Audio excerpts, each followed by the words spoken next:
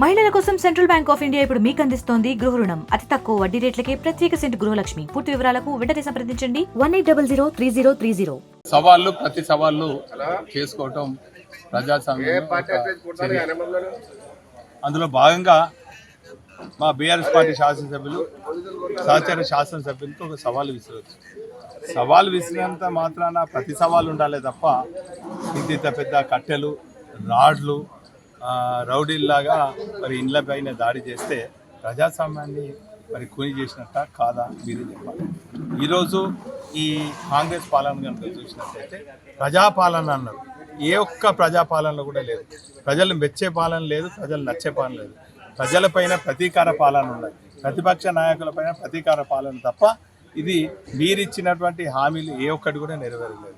ఒక రాజకీయ పార్టీకి మేనిఫెస్టో అంటే ఒక పవిత్ర గ్రంథం లాగా, హిందువులకు మరి భగవద్గీత ఎట్లనో, ముస్లింలకు ఖురాన్ ఎట్లనో, మరి క్రిస్టియన్స్కు బైబుల్ ఎట్లనో అట్లా ప్రతి రాజకీయ నాయకునికి ప్రతి పార్టీ నాయకునికి మేనిఫెస్టో ఆ పవిత్ర గ్రంథం.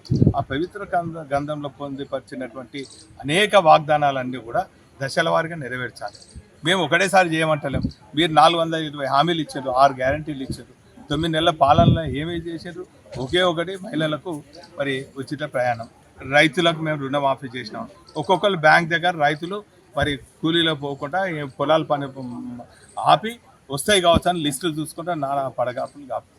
ఈ తీరుగా వాళ్ళ పక్షాన మేము పోరాడితే ఇది వెనుక ప్రతిపక్ష పార్టీ కుట్ర ఉన్నది, బీఆర్ఎస్ పార్టీ కుట్ర ఉన్నది, అరెస్టులు చేయండి, వీళ్ళను రాటి ఛార్జ్ చేయండి, వీళ్ళని గృహ నిర్బంధం చేయండి అంటే ప్రజాస్వామ్యం. ఈరోజు మీరు ఏమన్నారు? ప్రగతి భవన్ ఇవి కూల్చేసినాం, అక్కడ ప్రజాపాలన ఉంటుంది, నేనే స్వయంగా వారానికి ఒకసారి కలుస్తాను. కలిసినాం ఎప్పుడైనా? దాని తర్వాత మా ఉప ముఖ్యమంత్రి కలిసిండా? ఏ రోజైనా వచ్చిండా అక్కడికి? ప్రజా సమస్యలు లేనికి వచ్చిందా? మా మంత్రులు ఉంటారని మంత్రులు వచ్చిండ్రా? మంత్రులు రాలేదు. ఆఖరి చీఫ్ సెక్రటరీ అన్నావు, సెక్రటరీ అన్నావు, ఆఖరి ఇప్పుడు ఏం గతే ఉన్నది అక్కడ? ప్రజాపాలనలో ఏమున్నది?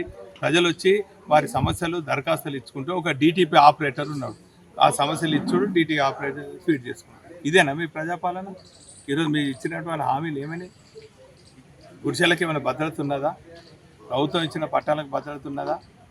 లేక మీరు కామారెడ్డి డిక్లరేషన్లు ఏమన్నారు? 42% అన్నారు, ఉన్నదా? మైనార్టీలకు ఏం హామీ ఇచ్చారు? మైనార్టీ డిక్లరేషన్ ఉన్నదా? ఏమైనా అమలు అవుతుందా?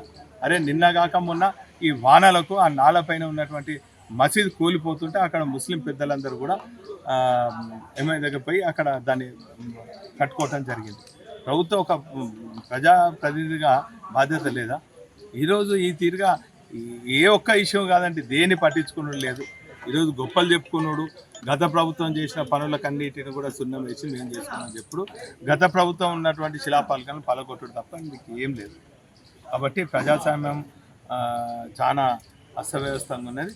ప్రజాస్వామ్యాన్ని పరిరక్షించడానికి ఒక ప్రతిపక్ష నాయకుడిగా, ప్రతిపక్ష పార్టీగా నేను ఖచ్చితంగా ప్రజల పక్షాన ఉండి పోరాడు. మరిన్ని వీడియోస్ కోసం ఛానల్ ని సబ్స్క్రైబ్ చేయండి, లేటెస్ట్ అప్డేట్స్ కోసం వాట్సాప్ ఛానల్ ని ఫాలో చేయండి అండ్ లింక్ డిస్క్రిప్షన్ లో ఉంది.